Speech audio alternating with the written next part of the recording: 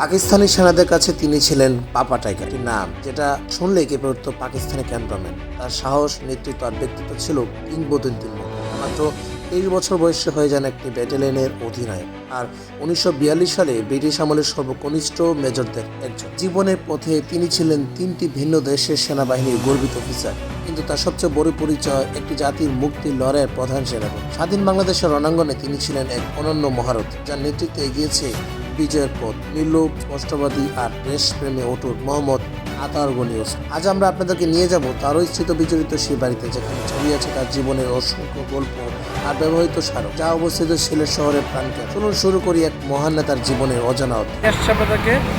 তো ওসমানী জাদুঘরের সকল ওসমানী সাহেবের যে ব্যবহৃত জিনিস, খাট, পালং এবং প্লেট, চামচ ইত্যাদি যা যা ব্যবহৃত ছিল সকল কিছু দেখানোর চেষ্টা করব।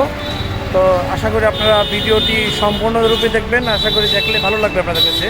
এটি সিলেটের প্রাণকেন্দ্রে আপনার একদম ঠিক মাঝামাঝি অবস্থাতেই অবস্থিত সিলেট ওসমানী জাদুঘর।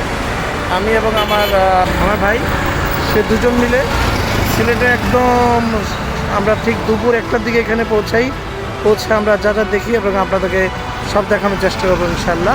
তবে চলুন আমরা শুরু করি আজকে এই জাদুঘরের অংশ। আজ আমি দাঁড়িয়ে আছি এমন এক জায়গায় যেখানে শুধু একটা বাড়ি নয়, লুকিয়েছে ইতিহাস, সাহস আর স্বাধীনতার গল্প। এই বাড়িটি শুধুমাত্র ইট পাথরের গাঁথনি নয়, এটা হলো সেই মানুষের স্মৃতি যাকে পাকিস্তানে রাখতো পাপা টাইগার নামে। তিনি হচ্ছে মোহাম্মদ আতাউর গনি ওসমানী, বাংলাদেশ মুক্তিযুদ্ধের প্রধান সেনাপতি। চলুন আপনাদেরকে নিয়ে যাই তার জীবনের ভেতরে। এই বাড়ির প্রতিটি কোণ ঘুরে 1918 সালে জন্ম নেওয়া এই মানুষটি ছোটবেলা থেকে ছিল ভিন্ন ধাঁচের। স্বপ্ন ছিল বড় আর সাহস ছিল আরও বড়। মাত্র 23 বছর বয়সে তিনি হয়ে যান একটি ব্যাটালিয়নের অধিনায়ক, ভাবা যায়। আর 1942 সালে ব্রিটিশ আমলে তিনি ছিলেন সবচেয়ে কম বয়সী মেজরদের একজন।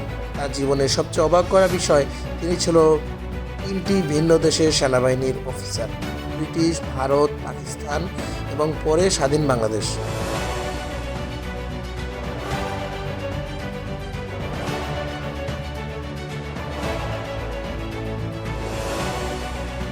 এই যে ঘরটা দেখছেন, এখানে হয়তো বসে তিনি পরিকল্পনা করতেন যুদ্ধের কৌশল। এই টেবিল, এই চেয়ার সবকিছু যেন আজও তার উপস্থিতি অনুভব করায়। দেয়ালে টানানো ছবিগুলো শুধু ছবি না, প্রতিটা ফ্রেমে যেন এক একটা ইতিহাসের অধ্যায়। 1971 সালে বাংলাদেশে তখন রক্তে ভেজা এক যুদ্ধক্ষেত্র। এই কঠিন সময়ে পুরো মুক্তিযুদ্ধের নেতৃত্ব দেন মোহাম্মদ আতাউর গনি ওসমানী।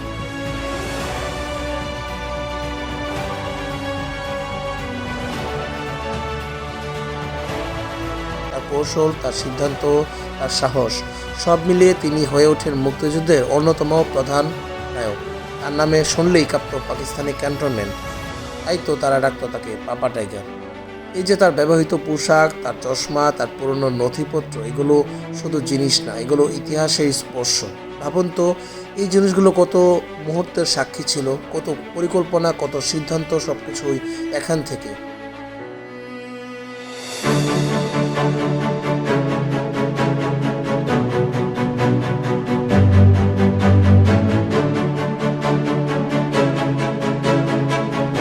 এত বড় একজন মানুষ হয়েও তার জীবনে ছিল না কোনো অহংকার। তিনি ছিলেন নির্লোভ, সৎ আর স্পষ্টভাষী।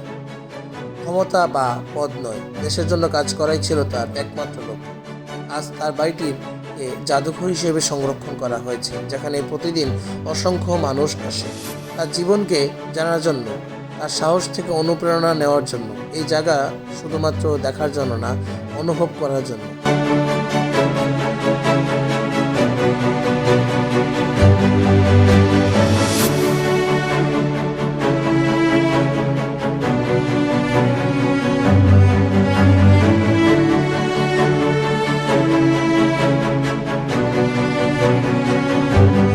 শেষে একটা কথাই বলতে চাই, আমরা যখন স্বাধীন দেশে দাঁড়িয়ে কথা বলি, তখন ভুলে যাই এই স্বাধীনতার পেছনে কত মানুষের ত্যাগ আছে। মোহাম্মদ আতাউর গনি ওসমানী তাদেরই একজন। তার নেতৃত্ব ছাড়া হয়তো ইতিহাসটা অন্যরকম হতে পারে।